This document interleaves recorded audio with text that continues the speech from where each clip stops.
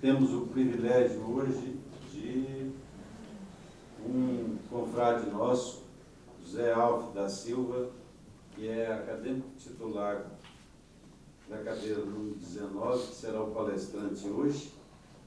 Queria cumprimentar os seus pais, o senhor Faustino e dona Terezinha, pela presença. Queria cumprimentar a confreira Olinda por essas flores maravilhosas que ela trouxe para enfeitar a palestra do nosso acadêmico. O secretário municipal de turismo de Lusiânia, Beto Moris,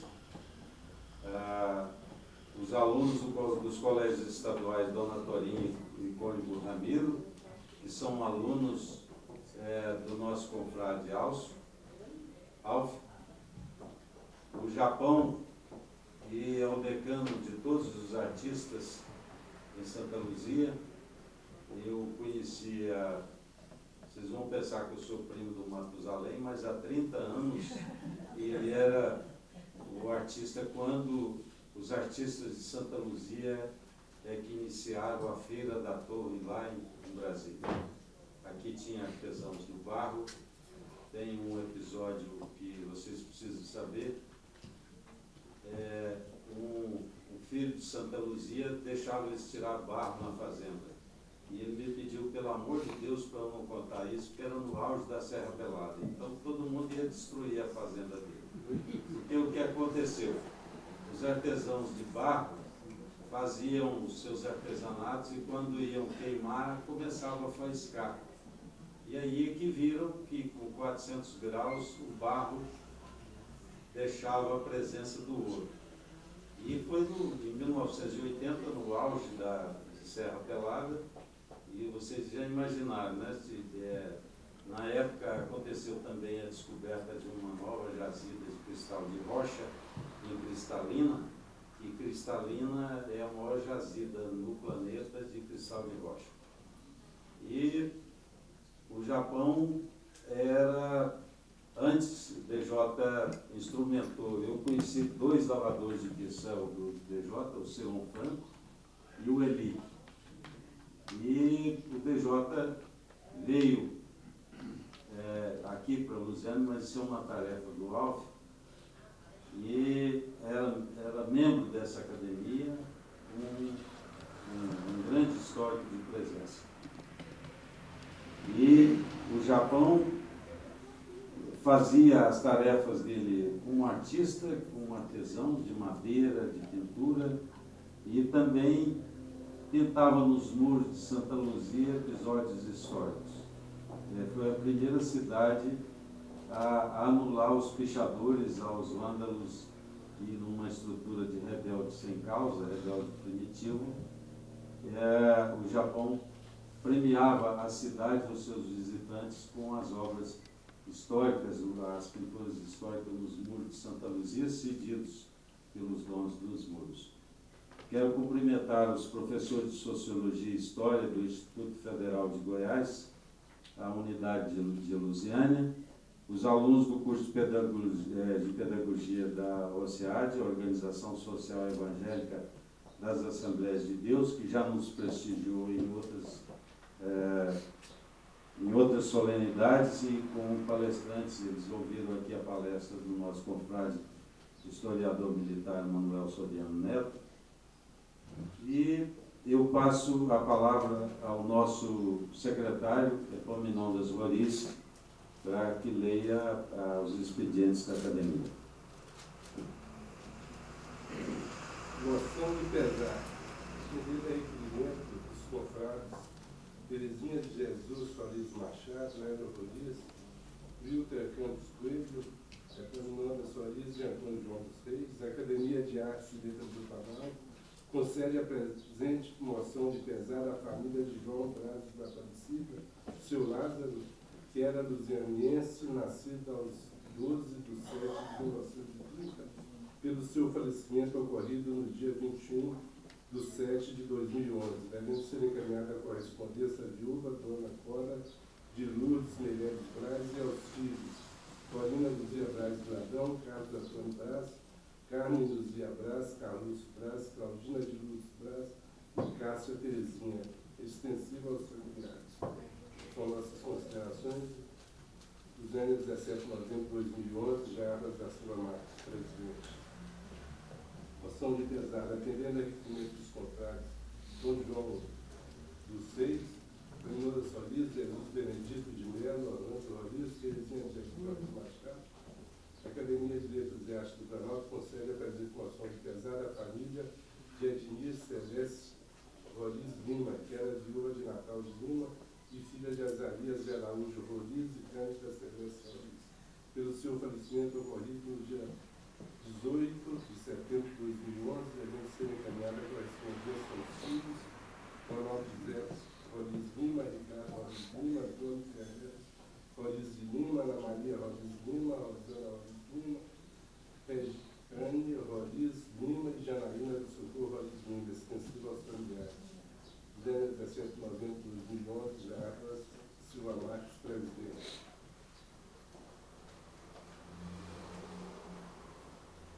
Santíssimo Senhor Jarbas Silva Marques, presidente da Academia de Letras e Artes do Planalto, Zénia Goiás, senhor presidente. Os acadêmicos signatários vêm propor à mesa diretora, depois de ouvir os confrades, que seja concedida a moção de pesar à família de Osana dos Reis Machado Zanita, casada com Otacílio Machado, que era lusianiense, nascida aos 29 de julho de 1924 e falecida no dia 31 de outubro de 2011. Ela era filha de Almides Reis e Escolástica Benedita Carneiro, sendo de Almides Reis o fundador e o primeiro presidente da Academia de Letras e Artes do Planalto.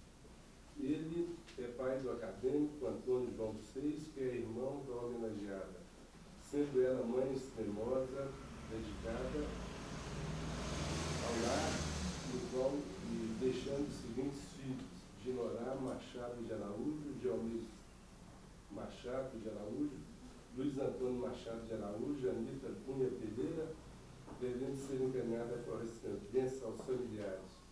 São nossas considerações. Assinam Jarbas Silva Marques, presidente, Fernando Solis, titular da cadeira 30, José Alves da Silva, titular da cadeira 19, e Antônio João dos Reis, titular da cadeira número 25. Excelentíssimo senhor presidente, Jarbas Silva Marques, presidente da Academia de Letras e Artes do Planalto, Luzênia Goiás. Senhor presidente, os acadêmicos signatários vêm propor à mesa diretora, depois de ouvir os confrades, que seja concedida a moção de pesar à família de Celina Arantes Machado de Araújo, casada com o doutor Orlando Machado de Araújo, nascida aos 12 de julho de 1932 e falecida no dia 25 de outubro de 2011, devendo ser encaminhada a correspondência aos filhos, noras, genros, netos, bisnetos e irmãos. Tão belas as frases escritas pelos filhos como lembrança. Tão pouco viveram com tal dignidade, tão poucos expressaram sua magnitude, pois sabemos que já se alcançou a paz. São os votos sinceros de sentimento dos acadêmicos da Academia de Letras e Artes do Planalto de Luziânia, Goiás.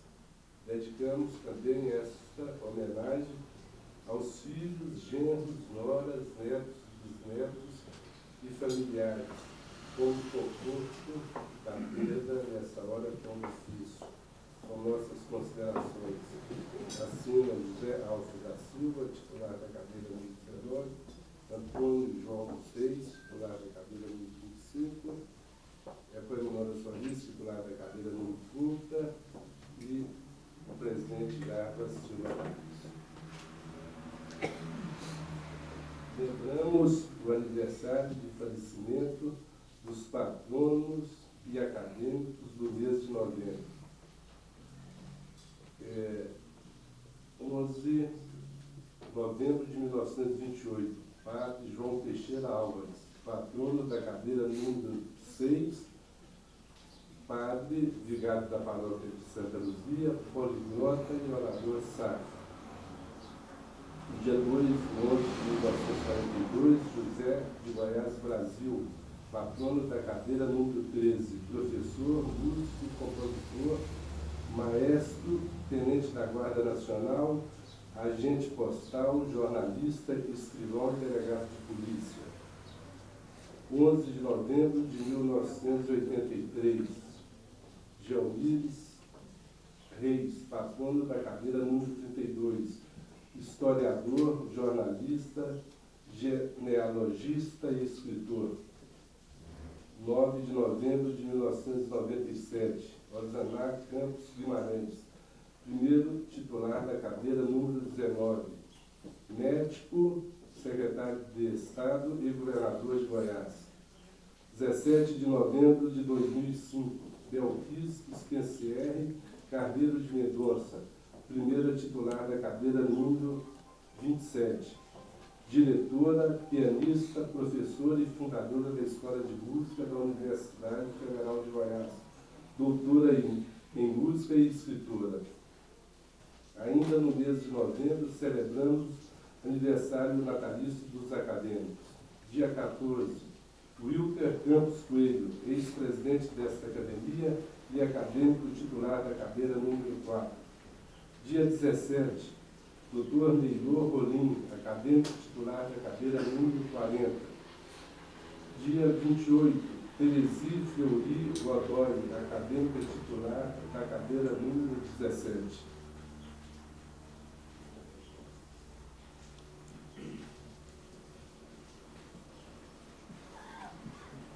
Com a palavra, o nosso confrade José Alves da Silva, que vai pronunciar uma palestra sobre BJ Oliveira e a paisagem de Lusiânia, no painel das Três Bíblias. Bom dia a todos.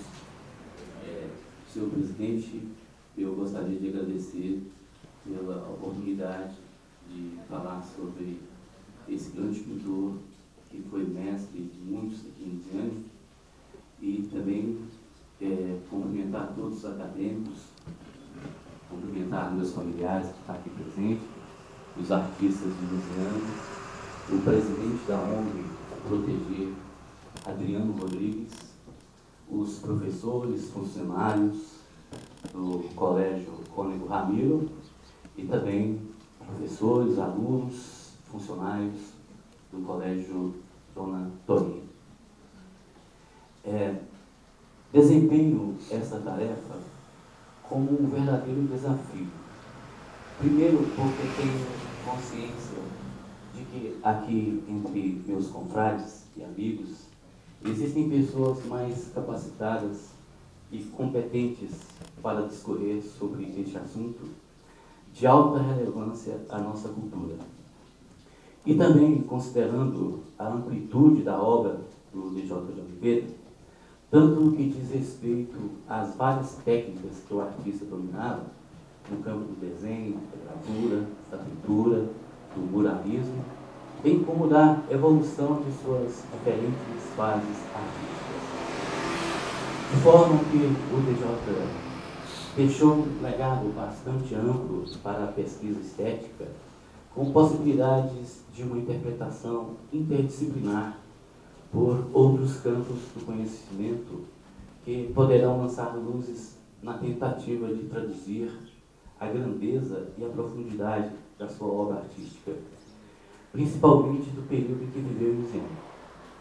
Entretanto, sua contribuição e legado não mereceram ainda o reconhecimento de grande parte dos pesquisadores e moradores de Lusiânia, especialmente na questão da ligação que o DJ conseguiu empreender, do meu ponto de vista, entre a arte e a cidade, a partir do momento que criou o painel Três Bicas, situando no campo da arte pública.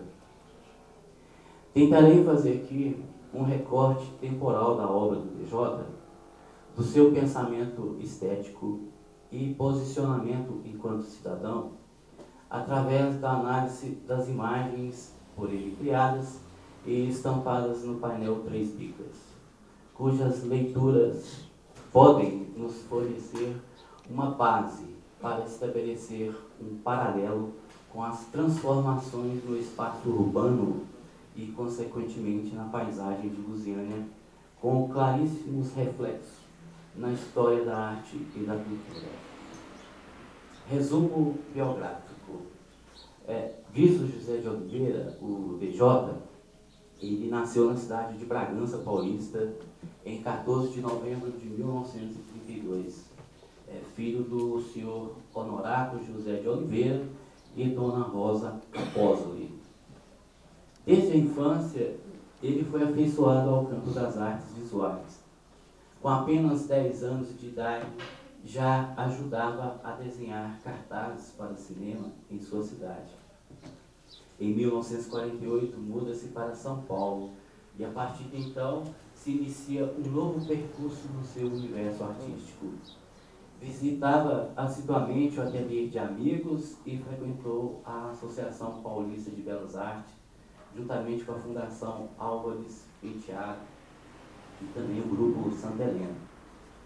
Em 1956, atraído pelas novas perspectivas advindas com a construção de Brasília, muda-se para Goiânia, colaborando na formação de nomes expressivos das artes plásticas em Goiás, Ana Maria Pacheco, Luciano Franco, a doutora Graça Freitas, o Rosivelto de Oliveira, a Mauri Menezes e muitos outros. Em 5 de novembro de 1957, DJ casou-se com Terezinha de Jesus Oliveira. A cerimônia de casamento religioso ocorreu no Santuário Dom Bosco, em Goiânia, e foi noticiada pelo jornalista Lorival Batista. Dentre os estimados padrinhos de casamento, vale ressaltar a participação dos lusianenses, Dr. Joaquim Machado de Araújo e o Sr. Joaquim Domingos Roriz. Deste casamento tiveram 3 filhos, Ricardo José de Oliveira, Dilermando José de Oliveira e Valéria de Oliveira. Em 1968, DJ transfere-se para a Europa e, em 1972, muda-se para Lusiânia. O painel Três Bicas. Painel Três Bicas é o título da obra idealizada por DJ de Oliveira e instalada na Praça Raimundo de Araújo Melo, centro de Lusiânia, no ano de 1994, na gestão do prefeito Delfino Clécio Machado. O projeto de criação e arte do painel Três Bicas foi doado pelo pintor à população de Lusiânia, com a intermediação da Academia de Letras e Artes do Planalto, cujo presidente na época era o Dr. José Dilermando Meireles. Trata-se de uma prodigiosa obra da arte pública e da engenharia moderna, que se apropriou dos meios artísticos e dos elementos arquiteturais, especialmente o concreto, a água e o azulejo para sua composição. Os pilotis, as 2 plataformas em concreto armado, na forma de 2 semicírculos em oposição, separados por um espelho de água, onde se veem refletidas as imagens e as cores do painel, remete-nos às estruturas arquiteturais utilizadas na construção de Brasília. No centro do espelho d'água, eleva-se um monobloco de base triangular, sustentada por pilotis em forma de arcos, mais tarde ali inserido como um projeto complementar, integrando ao conjunto dos painéis. O monobloco de 3 faces apresenta em cada face figuras humanas eretas, numa alusão às 3 raças formadoras da civilização que se desenvolveu em Lusiânia. O painel foi executado na técnica da pintura em azulejos vitrificados e o artista utilizou pigmentos minerais que, através de sucessivas queimas em forno elétrico, atinge a escala dos 1.200 graus Celsius para em seguida fixá-los na parede de concreto com argamassa. A obra apresenta-se com 35 metros de extensão, cada estrutura, sendo que suas paredes de concreto, suportes das cerâmicas, elevam-se do piso à base com 80 centímetros e do piso ao topo com 2,40 centímetros. Sustentada por 34 colunas inclinadas na forma desses pilotis, cujas paredes que sustentam apresentam-se curvadas dentro de uma estrutura em forma de circunferência. A construção dos painéis seguiu um esboço da arquiteta Ana Maria Borges, posteriormente redesenhada por engenheiros da Prefeitura Municipal.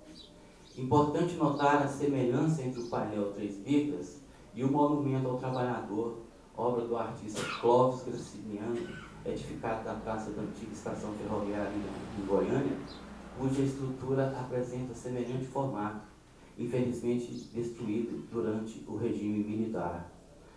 O painel Três Bicas recebeu esse nome em função de uma nascente que serviu de fonte pública aos antigos moradores de Lusiânia e cujas águas jorram ainda no solo da cidade. As imagens do painel posteriormente foram utilizadas num álbum de serigrafia denominado Do Bandeirante ao Homem do Planalto Central.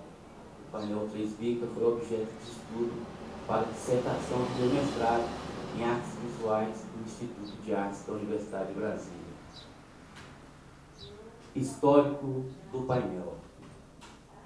As características pictoriais, a história de Lusiânia no painel.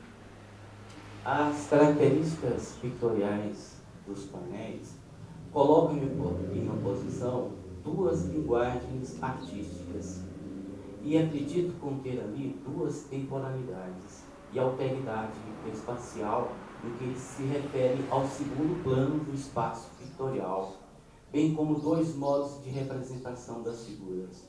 No primeiro painel, uma espacialidade figurativa e no segundo, o espaço geometrizado. Assim, poderíamos identificar no primeiro painel uma tendência expressionista favorável à construção de uma narrativa, pois a sequência de imagens induz a uma leitura cronológica, perfazendo uma linearidade histórica. Parece que o pintor queria ilustrar a história, recontá-la através das imagens. Assim, colocou na primeira cena a terra erma, tranquila, habitada por índios e animais selvagens, um lugar ainda intocado pelos pés do colonizador. Provavelmente, o pintor teve contato com os escritos de José de Melo Álvares, referindo-se aos índios crixás, chavantes e penas brancas que se encontravam escondidos nas matas do rio Maranhão, no ano de 1886, perambulando pacificamente pela região do Planalto Central.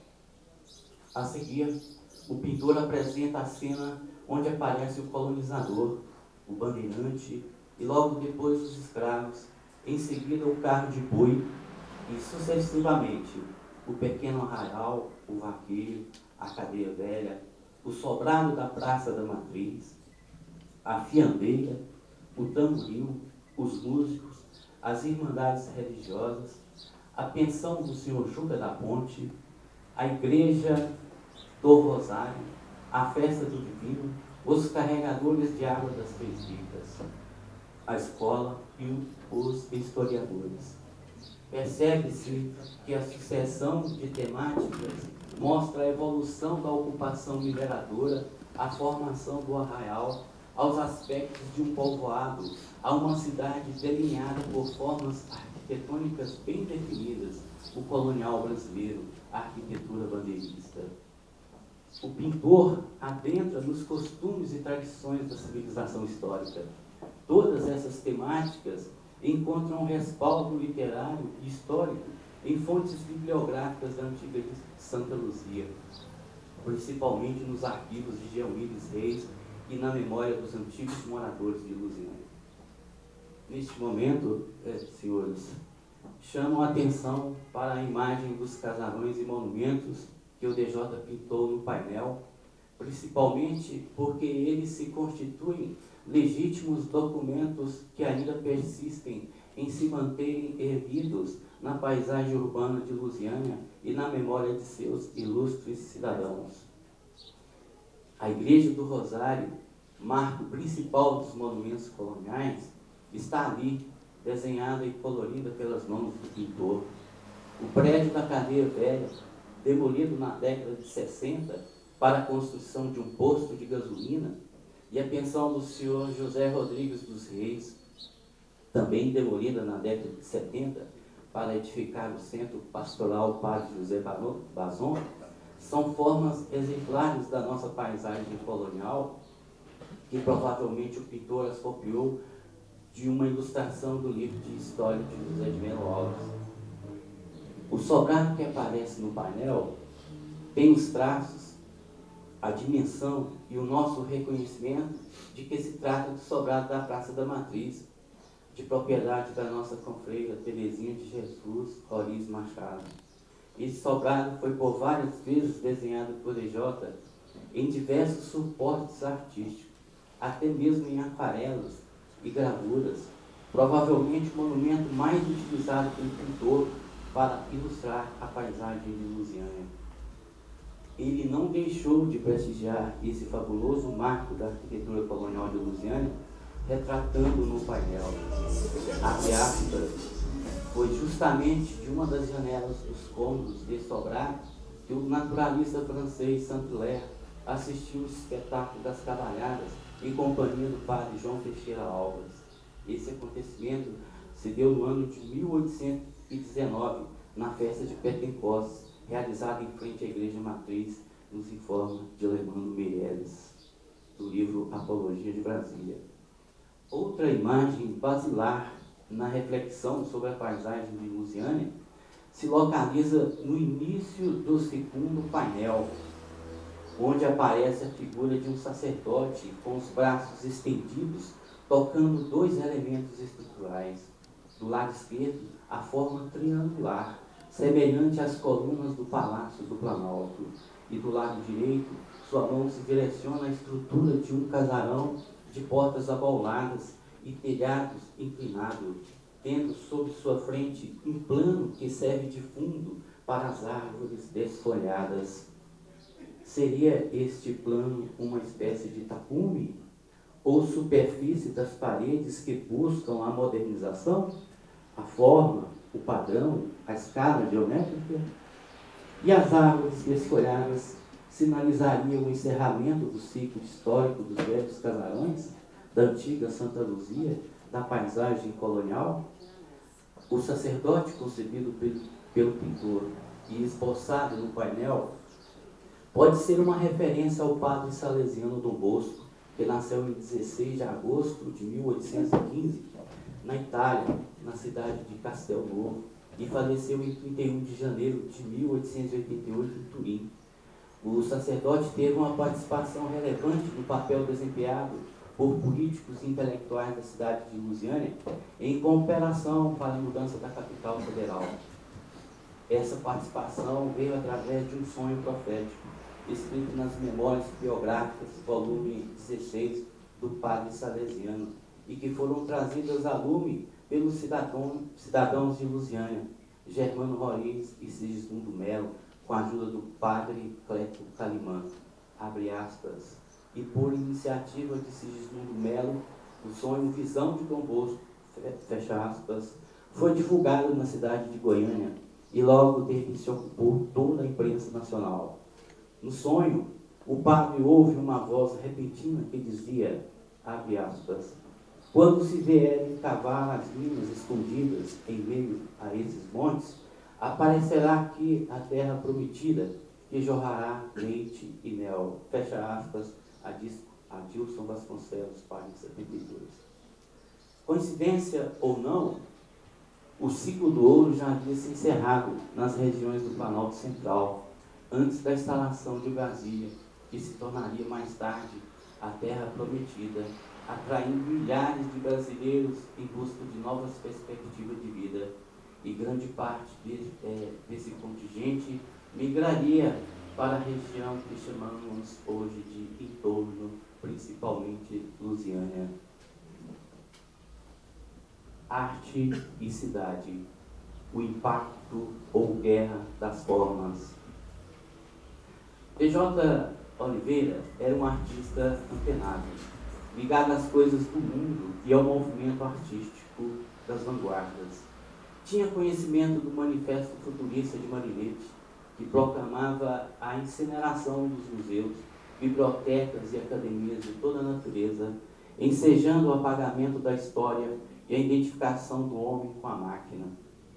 DJ viveu o drama, as tentativas de abandonar a figura para navegar na abstração geométrica e confessou, abre aspas, não quero perder esse vínculo com a pintura que me emocionou desde a infância, fecha aspas. DJ utilizou recortes de cores que se assemelham às formas do cubismo sintético de Pablo Picasso e Georges Braque na fragmentação das figuras, procedimento aplicado no segundo painel, onde se vê uma inovadora incursão às construções geométricas. Estivesse ali se referindo à escala geométrica, ao padrão angular, à fragmentação do espaço urbano, traduzido por centenas de loteamentos que cobririam a paisagem natural de Lusiânia para o surgimento de novos núcleos habitacionais, o que seria um golpe fulminante na fisionomia urbana da cidade histórica. DJ chegou a estampar grandes áreas vazias no painel, talvez numa alusão aos quadros brancos de Mondrian, expressão maior da modernidade artística, explorador do vazio, do qual se referiram os críticos e historiadores da arte. Abre aspas. O centro vazio da pequena tela do cavalete corresponde à ausência de sua pessoa. Mondrian falava nessa época, muitas vezes, do desaparecimento do sujeito, dos novos tempos que então despontavam. Fecha aspas, Taschen, página 64. Talvez nas áreas de cores brancas que reflete o próprio azulejo, DJ quisesse ali nos dizer da perda das referências espaciais, dos mecanismos propulsores das lembranças, das memórias, o cidadão sem identidade, reduzido a um número nas estatísticas. Por outro lado, o urbanismo moderno, juntamente com os novos materiais da indústria e da arquitetura, viriam somar força na transformação da paisagem de Lusiânia. Os agentes e impulsionadores dessa força, inspirado no grito de guerra de Le Corbusier, que dizia, abre aspas, precisamos matar a rua para remodelar a cidade, agiam desvairadamente. Fecha aspas, Glória Ferreira, página 154. Os becos tortuosos, a rua estreita, com todo o espetáculo visual de outrora, protagonizado por vários sobrados e velhos casarões que compunham a paisagem histórica de Lusiânia, presentes na obra de DJ de Oliveira, deveriam ser adaptados e os obstáculos removidos para que entrasse em cena a grande via, o asfalto e as novas construções na cidade, representada pelos grandes edifícios e obras da arquitetura moderna, como se pronunciadas nos versos de Caetano Veloso, é a força da grana que ergue e destrói coisas belas. Assim, a Lusiânia histórica cedeu lugar ao novo, sem nenhuma possibilidade de conciliação e reconhecimento, abre aspas, e cuja superfície está agora ameaçada de ser sumariamente banida para abrigar os filhos ingratos da nova civilização. Fecha aspas, de Leandro Meirelles, página 7. DJ de Oliveira, poucos meses que antecederam a sua morte, já andava muito entristecido pela vinculação na imprensa local de que setores ligados aos empresários da cidade queriam demolir o painel Três Bicas. Por coincidência, no aniversário da sua morte, essa ideia voltou a circular nas redes sociais do Facebook sobre um projeto mirabolante da Prefeitura Municipal de remodelação da Praça Três Bicas, com a supressão dos painéis, cujo intento ainda não nos foi esclarecido e nem levado a efeito. DJ de Oliveira e a ligação com a cidade. Importante notar que DJ de Oliveira pesquisou a fundo a história de Lusiânia, principalmente os autores José de Melo Álvares, Gelmires Reis, além de Paulo Bertrand e Adilson Vasconcelos, para elaborar uma espécie de narrativa através de imagens que fizesse referência à história da cidade. DJ de Oliveira agiu como um profeta, um mago, um artista que coloca sua arte, ou quiçá sua própria vida, para a reflexão do destino de uma paisagem, prenunciando a grande transformação que iria ocorrer no tecido urbano, no campo arquitetural, socioeconômico e cultural, a partir da instalação de Brasília. Mencionou, através de linhas e cores, o embate entre duas temporalidades, o antigo e o moderno, no contexto histórico da cidade de Lusiânia. Mas qual foi a posição do pintor e sua atitude frente à mudança da paisagem humana e geográfica? DJ Oliveira chegou em Lusiânia no ano de 1972, a convite do empresário Néstor Carneiro Lobo. Foi morar primeiramente em um velho sobrado de 2 pavimentos, localizado na rua José de Melo, onde funciona hoje o Centro de Convivência dos Idosos. Vale ressaltar que Brasília já completara 12 anos e a esposa do pintor e seus 3 filhos moravam em um edifício na capital federal. Nessa época tive a oportunidade de conhecer o renomado Mago das Cores e com ele aprendi algumas técnicas de pintura e gravura, além de absorver algumas ideias que o alimentavam.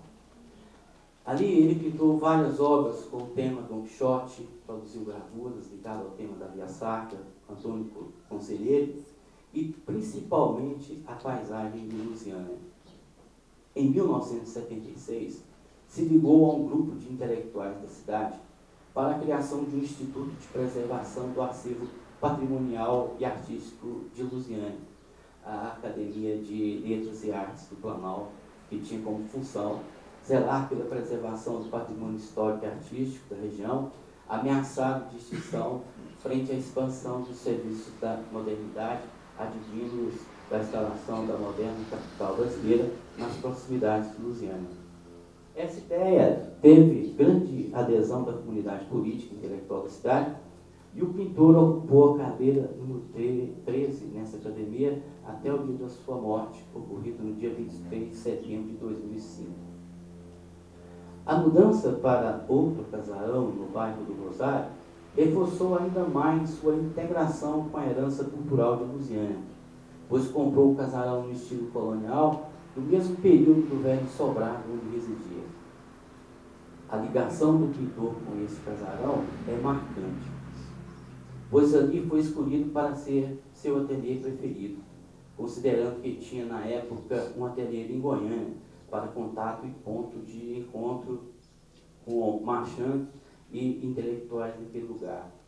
Sem apoio do poder público local, restaurou com recursos próprios toda a estrutura da casa, retirando telha por telha e reparando ou substituindo parte do madeiramento da mesma com madeiras oriundas do sítio que possuía nas proximidades da fazenda Catalão, município de Lusiânia.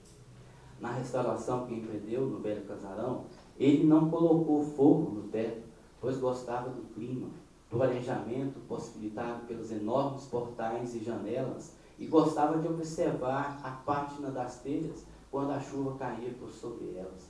Sempre nos dizia que ali era o seu lugar, seu verdadeiro ateliê. Alimentava o costume de sentar na calçada, de frente ao velho casarão, para que ali, depois do seu inseparável cigarro de palha, pudesse observar a rua, ver a procissão dos fiéis subindo a estonteante ladeira do Rosário, conversar com pessoas que o visitavam, principalmente amigos, personalidades comuns do dia a dia e os pintores de Lusiânia. Sempre foi totalmente contra a colocação de asfalto na Rua do Rosário, pois afirmava que o trabalho de compactação realizado por pesadas máquinas provocaria uma trepidação muito forte no terreno e as paredes dos casarões não resistiriam, provocariam o rompimento das estruturas e o deslizamento das telhas, danificando as construções históricas. Certa vez nos disse, numa entrevista, abre aspas, se tirarem os paralelepípedos, será um desastre, fecha aspas. D.J. Oliveira foi um dos acadêmicos que, juntamente com Geolides Reis e Benedito de Araújo Melo, tiveram a coragem de manifestar publicamente a preocupação com o destino patrimônio histórico argentino e sua paisagem colonial. Em 15 de dezembro de 1974, numa matéria publicada no jornal 5 de março, eles fizeram um apelo ao governo do Estado, no sentido de que fossem tomadas providências para impedir a depredação do que resta da paisagem colonial na cidade. E citaram como peças ameaçadas 5 sobrados e a Rua do Rosário. Infelizmente, só restam 3 sobrados, sendo que um deles em condições precárias de instalação e conservação, e a Rua do Rosário, que permanece esquecida, fora dos projetos de restauração e revitalização dos órgãos públicos responsáveis pela sua conservação histórica. Assim nos alertou o renomado pintor. Essa cidade tem muitos traços do colonial brasileiro que devem ser preservados, especialmente os sobrados e a Rua do Rosário. A sua proximidade com Brasília é um imperativo para que essas relíquias não sejam violentadas, para que as suas condições turísticas possam ser aproveitadas integralmente. D.J. de Oliveira sempre gostou de Lusiânia pelas suas características, pelo seu clima, pela maneira de ser do seu povo, a identidade cultural do lugar. Visualizava a cidade como um verdadeiro recanto. O certo é que o DJ manteve uma certa paixão pela cidade. E essa ligação foi percebida pelo ilustre professor da Universidade de Brasília, Dr. Flávio Gucci, que na apresentação de um catálogo em agosto de 1977, ali escreveu, abre aspas, após percorrer o mundo, vive em Lusiânia como se tivesse escolhido um exílio voluntário das grandes metrópoles brasileiras, como se preferisse estender no ar solitário um signo que proferisse um mudo protesto contra as condições de vida nelas existentes. Fecha aspas. Considerado um dos defensores e divulgadores do patrimônio artístico e colonial de Lusiânia, ao lado de Geolides Reis, Benedito de Araújo Melo e de Lemano Meirelles e outros, D.J. de Oliveira deixou um riquíssimo legado artístico e cultural para Lusiânia. O painel 3 bicas, o pedestal do Cristo Redentor, que se encontra totalmente desfigurado, um painel no ginásio de esporte, que sempre gerou muita controvérsia pelo caráter de suas imagens, algumas obras de arte espalhadas em edifícios públicos e na mão de restritos colecionadores, além da possibilidade de uma reflexão sobre o destino da paisagem colonial de Lusiânia, vista através do seu casarão, que se tornou símbolo do descaso e da destruição dos registros históricos, pois continua abandonado, caindo aos pedaços na movimentada Rua do Rosário. Tentativas de preservação e uma proposta singular. No ano de 1819, esteve em Santa Luzia o viajante suíço chamado Saint-Hilaire, que fez um relato descritivo da paisagem local, nos informando que em Santa Luzia, abre aspas, as casas em número de cerca de 300 são, na verdade, construídas de pau e barro, porém de uma província encantadora no tempo do seu esplendor e a mais agradável que visitou. Fecha aspas, Paulo Bertrand. No ano de 1978, uma comissão composta por membros da Academia de Artes e Letras do Planalto apresentou ao prefeito Walter Rodrigues uma relação composta de 104 prédios históricos existentes na cidade, cuja preservação se recomenda, além do Tamboril e a Fonte das Três Bicas. No ano de 2003, o governo do estado, Marconi Perillo, através do decreto 5853, tomba no patrimônio histórico e artístico estadual, em caráter provisório, 29 bens imóveis da cidade de Lusiânia. Desses bens, a maioria encontra-se em estágio precário de conservação, alguns abandonados beirando a ruína. O aprofundamento da questão da paisagem e das leis de proteção foge um pouco do meu foco. Porém, vejo que a Constituição brasileira prevê a salvaguarda do patrimônio histórico. E parece que essa responsabilidade é transferida para o Estado. O Estado transfere para o município e o município transfere para o proprietário do bem histórico, que na sua grande maioria já sofre com a carga de altos impostos e obrigações financeiras, sem condição nenhuma de empreender restauração do imóvel histórico e assim cumprir o que manda a Constituição. Outro agravante em Lusiânia que afeta a nossa paisagem histórica é a falta de um centro de pesquisa histórica. Encontramos pouquíssimos documentos relacionados à história do lugar. Estudantes e pesquisadores vão à academia ou à Casa da Cultura, onde encontramos parte do acervo histórico municipal, representativo de mais de 265 anos de história e cuja gestão tem sido entregue a cabos eleitorais, sem vínculo algum com a arte e a cultura da cidade. Digo isso com todo respeito e consideração aos funcionários da Prefeitura Municipal que cuidam daquele acervo, que ainda sofrem com a falta de recursos para aquisição, manutenção, preservação e restauração, pois bem sabemos que os serviços da cultura são vistos como gastos e nunca como investimento, para um acervo reduzido a poucas peças, alvo de contínuos saques e roubos. Circula no meio intelectual da cidade certo desdém com relação à arte colonial, considerando sua feitura marcada pela falta de artesãos habilidosos, o que merece uma análise. Pois foram poucos os que debruçaram em documentos históricos para reconhecer que a imagem de Nossa Senhora como menina, esculpida em cedro, pintada em policromia, ornada com folhas de ouro, e que ainda está em Lusiânia, trata-se de valiosa, abre aspas, peça de autoria confirmada à Veiga Vale, Helena Angotti.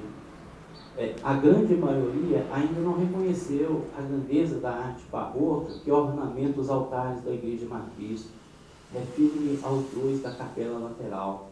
Nem tampouco visualizaram no arco construído em madeira da velha Igreja do Rosário as lições da simetria, do volume, do arranjo obtido com avanço ou recuo do jogo das suas molduras. Não acredito que os portais abaulados que ainda nos apresentam a fachada do imponente casarão da Academia de Letras e Artes do Planalto pode ter sido construído por artesãos sem habilidade, pois o que mais exigia do artesão construtor era a decantada habilidade do corte, no aparelhamento da madeira, no molde prévio, que se fazia necessário a feitura do traço da linha da curvatura, aplicada na sequência de portais e janelas que se voltam para a rua como um grandioso espetáculo visual. O barrado recortado na moldura que circula no telhado da Casa da Cultura partiu da criação de uma forma que se repetiria ao longo do encontro das paredes com o telhado, ali onde esse ornamento, sob as tábuas corridas e inclinadas, escondia as linhas superiores do casarão, persistindo em se mostrar aos passantes como um verdadeiro espetáculo urbano. As sacadas do sobrado do senhor Josué da Costa Meirelles, demolida na década de 70, trazia na feitura de sua sacada reminiscências do arte nouveau, principalmente nas bolas de bronze ornadas com motivos florais fixados na sua extremidade.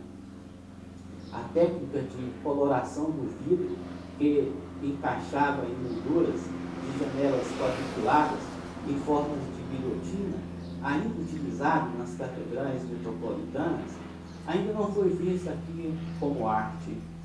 Medidas devem ser tomadas em caráter de urgência com relação ao destino dos documentos históricos que compõem a paisagem de Lusiânia, dentre as quais podemos destacar a salvaguarda do arquivo de Almires Reis, preservando a integridade e a conservação dos seus documentos e registros, a implementação do Museu da Memória de Lusiânia com a criação de um arquivo histórico municipal, o tombamento municipal, estadual e federal da Praça Três Bicas, juntamente com o painel do DJ de Oliveira.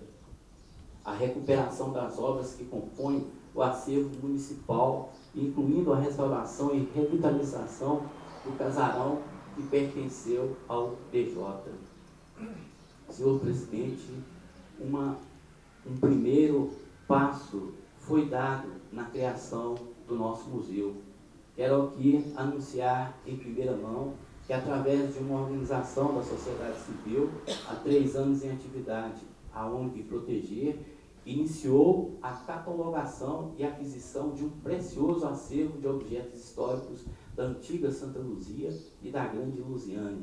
Dentre eles, menciono o cachimbo, que pertenceu ao DJ de Oliveira, uma caneta Parker dourada, que pertenceu ao senhor Benedito Paiva, uma caneca de cuité com aros de prata ornamentada, que pertenceu ao Santa Luziano Hermínio Francisco Ribeiro, pai do senhor Vargas Francisco Ribeiro, um punhal de prata ornamentado da família de Ortóbia Meireles, nossa querida Dona Tuna, e tantos outros objetos da minha coleção particular que contam a história de Lusiânia.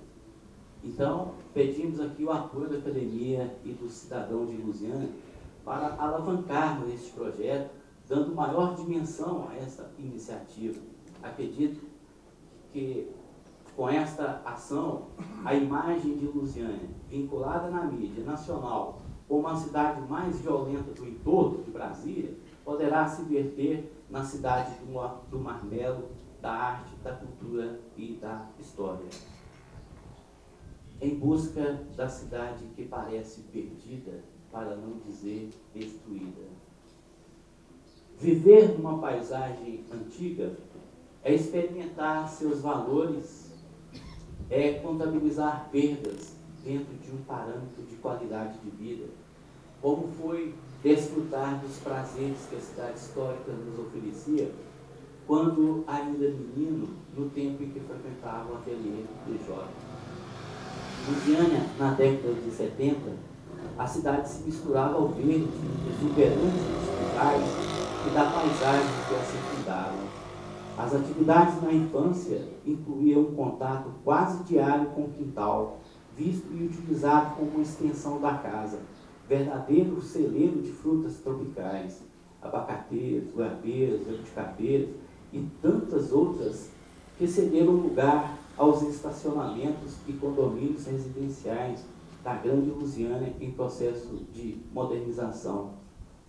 O passeio ao cerrado em busca das frutas do campo, araticum, gabiroba, mangaba, jatobá, além de caça e pesca, foram substituídos por novos hábitos que incluem a navegação nas redes sociais, o ciberespaço da internet, colocando o homem posicionado em frente ao computador, reduzindo as distâncias de um mundo globalizado, porém confrontado com um ser cada vez mais ameaçado pela perda do deslocamento físico em direção a uma possível imobilidade biológica distante da paisagem natural.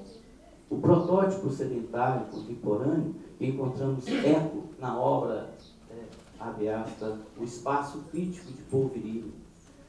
Os momentos de repouso e descanso que o cidadão de Lusiânia desfrutava no frescor e na sombra das fontes naturais de água limpa e cristalina que jorram ainda no solo da cidade eram celebrados como verdadeiro paraíso ecológico, e nos parece que o homem moderno esqueceu a fonte. Seu espaço na paisagem clama por atenção, pois se tornaram fontes poluídas, esquecidas, cercadas por erosão e descuidadas, como estão as fontes Olhos d'Água e a fonte Maravilha, do bairro da Serrinha, e a fonte Três Bicas, com a contínua redução do volume de suas águas, ameaçadas de desaparecer pela força da ocupação imobiliária. Gostaria de encerrar essa palestra com as imagens da literatura, onde a busca da paisagem histórica e natural pelo homem modernizado é como reviver o drama de Marco Valdo, do escritor Ítalo Calvino, no livro As Estações na Cidade. O autor descreve, num estilo magistral e hilariante, as aventuras de um cidadão que precisa se matar de trabalhar para garantir a sua existência e de sua família na cidade tecnológica. E os momentos de lazer se resumem a levar a família para passear no supermercado sem poder gastar um centavo, pescar peixes contaminados na praça pública, caçar coelhos foragidos de um laboratório. Marcovaldo é o protótipo do homem perdido, desencontrado, procurando a cidade e a paisagem que escapou do seu olhar. E assim o descreve Ítalo Calvino. O olhar de Marcovaldo escutava ao redor, buscando aflorar de uma cidade diferente, de uma cidade de cascas, escamas, brotos e nervuras, sobre a cidade de verniz, asfalto, vidro e reboco. Os trechos dessa palestra serão transcritos integralmente no blog da ongproteger.blogspot.com. Muito obrigado a todos.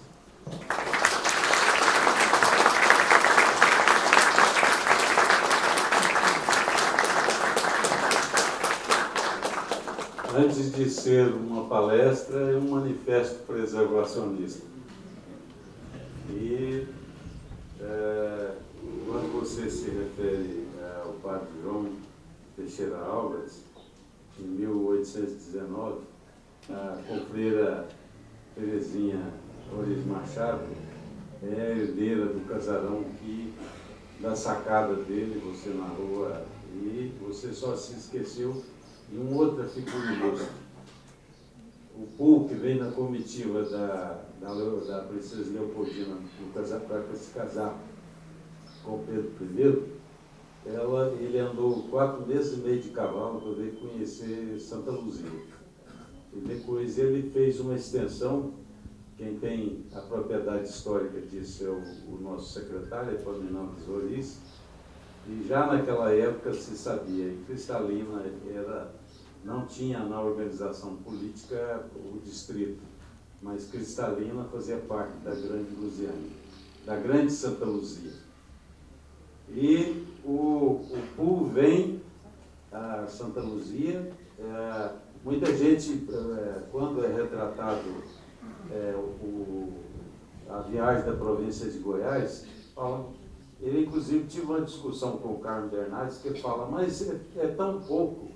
Mas o Auguste Saint-Hilaire, que era francês, nascido em Orleans, não suíço, ele foi o primeiro grande pirata a levar mais ou menos 1000 espécies para a Academia de Ciências de Paris.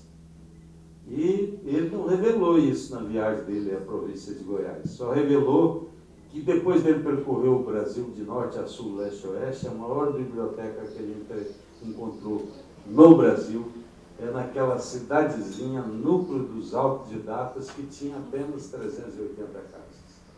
Então, você citou no seu discurso o Flávio Cotti, professor da UNB, e eu convidei o Flávio para vir hoje, porque o Flávio foi um grande amigo do DJ, e o Flávio praticamente é o maior colecionador do DJ. Inclusive aquela fase que você viveu, das experiências de esmaltação, de cerâmica, que ele fez um curso. E acontece que hoje é o aniversário do Flávio. Ele falou, eu não posso ir, você peça desculpa à academia, mas eu não posso ir homenagear o DJ ou levar alguma coisa para vocês verem, porque já está agendado um almoço para o meu aniversário. Então, por isso que você citou o Cotti, que é uma referência para catalogação das últimas fases artísticas do DJ, é também o maior colecionador do DJ. Eu tive o privilégio de, quando criança, assistir. A gente lia por alegorias de cultura filmesca, ou mesmo da literatura densa, os pintores em Paris e em outros lugares pintando sentado na rua. Então, quem conheceu em Goiânia ali, em frente ao prédio do IAPC, que lateralmente ele ficava fronte ao Cine Teatro Goiânia, foi a minha geração. E a apesar de você, Amaury, rejuvenescer a gente, eu vou botar você na minha geração, nós vimos o DJ pintando na rua. Depois vem a fase do teatro de emergência, vem a fase que você foi aluno dele, quando, pela emulação dele, é criada a Escola de Belas Artes de Goiás, que você foi aluno, né? Você é acadêmico. Então, o que aconteceu? Eu descobri nas minhas pesquisas, porque o DJ sai daquele grupo que você narrou, lá de São Paulo, para vir documentar a construção de Brasília. Mas chega em Goiânia, ele se apaixona por uma filha de Planaltina, casa e fica em Goiânia.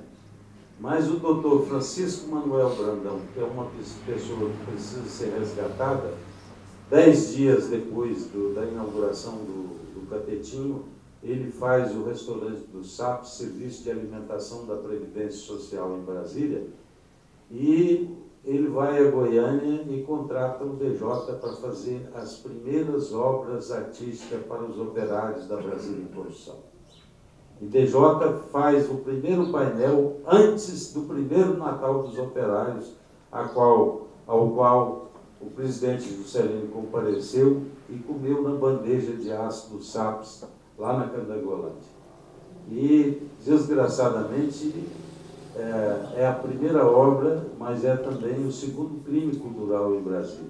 O primeiro crime cultural foram os padres que jogaram tinta em cima da pintura de Volpe na igrejinha de Nossa Senhora de Fátima, e o segundo foi quando o ditador Humberto de Alencar Castelo Branco acaba com o Serviço de Alimentação da Previdência Social, dizendo que era uma demagogia com a classe operária de vender comida. Esses restaurantes comunitários apenas mudaram o apelido, mas eram os restaurantes dos SAPs antigamente. Então, é liquidado os SAPs, e esses painéis, que são os painéis que o DJ pintou, ele começou em 56, e depois, quando, no dia 16 de março de 1957, quando sai o resultado que o Dr. Lúcio ganha o seu projeto, o DJ pinta os centauros de aço e bota nesse painel o projeto do Dr. Lúcio, como toda a humanidade conhece: as asas, o eixo monumental e o eixo rodoviário. Então, a academia está orgulhosa de você, Alf, porque você teve uma iniciação cultural e artística com um dos mestres da pintura brasileira, o grande muralista. O DJ tinha se esquecido que foi ele o homem que fez o batismo cultural da Brasília em Construção. Em 1900 quando do centenário do presidente Juscelino, fui eu que organizei o centenário, e foi iniciado o centenário com uma seresta no Capetinho. E eu peguei os cantores de Brasília, os primeiros cantores de Brasília, inclusive alguns que vieram aqui na academia, e substituí aqueles mortos por outros cantores. E Maria Lúcia Godoy, que cantou para o presidente Juscelino, eu não podia trazê-la a Brasília, porque ela ia cantar em Minas Gerais, em Diamantina, na terra do presidente. Então, eu trouxe a professora Estela Brandão, filha do Dr. Brandão, que é doutora em música, soprano, professora de música e funcionária da diplomacia brasileira, hoje no consulado de Chicago. E ela me mostrou as fotografias do DJ ainda sem boina, viu, Maurício? Eu te dei as fotos para você. O DJ pintando esses painéis. Então, aqui numa sessão da academia, eu mostrei essas fotografias para o DJ. Eu, na época, era diretor do Patrimônio Histórico e Artístico do Distrito Federal e combinei com ele da gente fazer uma solenidade para comemorar o cinquentenário do batismo cultural de Brasília. Acontece que ele pegou aquele mural para fazer lá em Palmas, a temperatura em Palmas estava 45 graus, E aconteceu com ele o que aconteceu com o Portinari. As tintas o envenenaram, ele teve uma bronquite imediata, foi levado para Goiânia e morreu. Então morreu sem... o Amauri depois tomou a iniciativa de fazer uma exposição pela descúria dos governos, que cultura para eles é capim e neve de vaca. Então, o Amauri não conseguiu fazer isso, apenas o trabalho intelectual e o testemunho dele como aluno do DJ e da emulação acadêmica das artes plásticas em Goiás. Então, eu quero parabenizar em nome de todos os nós acadêmicos, em nome dessa cidade, em nome da herança que você colocou aí, que Mestre Gelmires e todos os fundadores dessa academia sabiam, por conhecimento histórico, por aculturamento e pela sua sensibilidade, sabiam que essa academia tinha que existir para resistir à avalanche litorânea. E acha que nós nunca fizemos história, que nós nunca fizemos política, que nós nunca fizemos arquitetura. Então, é uma tristeza que agora a gente veja a sombra desses casarões gerados pela cultura da soja, que destrói o meio ambiente. O lado direito da BR está completamente seco, tem que se buscar água no Corumbá, e é a tristeza que você, com toda a propriedade cultural, histórica e artística, colocou. Parabéns em nome da academia, de todos os alunos que estão aqui, de todos os estudantes, que tiveram o remontamento de praticamente os quase 300 anos de Santa Luzia. E eu agora